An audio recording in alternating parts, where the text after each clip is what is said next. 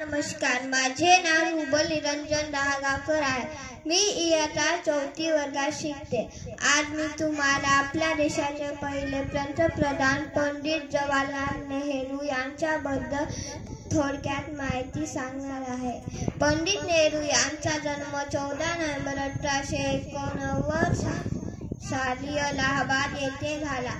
त्यांचे वडील मोतीलाल हे प्रसिद्ध वकील होते आणि आईचे नाव स्वरूपा राणी नेहरू असे होते. पंडित नेहरू यांना लहान मुले खूप आवडायची. ते नेहमी म्हणायचे, आजची मुलं म्हणजे उद्याचा भारत. म्हणूनच मुलं त्यांना चाचा नेहरू असे म्हणायचे. चाचा नेहरू यांना गुलाबाची फुलं खूप आवडायची. ते नेहमी आपल्या कोटावर गुलाबाची फुले लावायची. भारत स्वतंत्र झाल्यावर ते आपल्या देशाचे पहिले पंतप्रधान झाले. त्यांनी देशाच्या प्रगतीसाठी खूप काम केले.